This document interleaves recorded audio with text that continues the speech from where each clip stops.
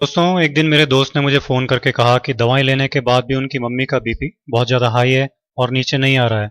उनकी लाइफ के लिए मैं डर लग रहा है। ये कहते कहते वो रोने लगे। मैंने कहा चिंता मत करो, मैं एक नुस्खा बताता हूँ, उसे तुरंत बनाकर दो। और एक एक्यूप्रेशर भी बता देता हूँ जो कितना भी बीपी हाई हो जाए तुरंत काम करेगा और 5-7 मिनट में ही बीपी नॉर्मल आ जाएगा।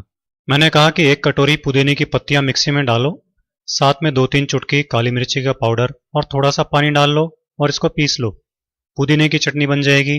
पुदीने की इस चटनी की 2-3 चम्मच तुरंत इनको खिलाओ। उन्होंने कहा कि हम अभी बनाकर इसे खिलाते हैं। फटाफट 2 मिनट में ही उन्होंने चटनी तैयार कर ली और तुरंत उनको खिला दी।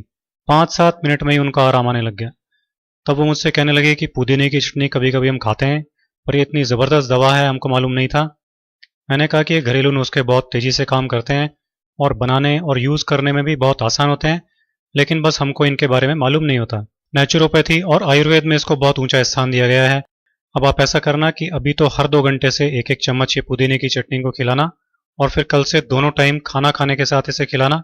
इससे बीपी नॉर्मल रहेगा, बढ़ेगा नहीं। इससे पेट भी साफ रहेगा और गैस भी नहीं बनेगी, क्योंकि पेट की गड़बड़ी और गैस से भी कई बार बीपी हो जाता है। तो अगर इनको इसकी वजह से बीपी बढ़ रहा होगा तो वो प्रॉब्लम भी हमेशा के लिए ख़त्म हो जाएगी। मैंने उनसे कहा कि ज़रा कपड़े सुखाने की 4 चिमटियाँ ले आइए ताकि हाई बीपी का एक्यूप्रेशर भी कर दें।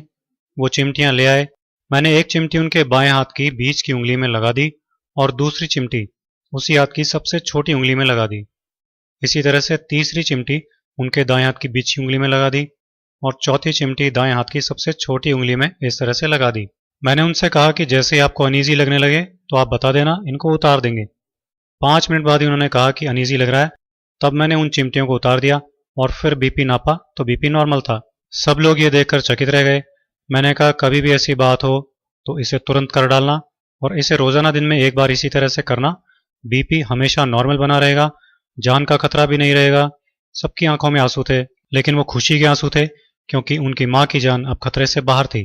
तो दोस्तों, आप भी हाई बीपी के इस बेहद आसान इलाज को यूज कीजिए, अपनी लाइफ सेव कीजिए और लाइफ बढ़ाइए। दोस्तों,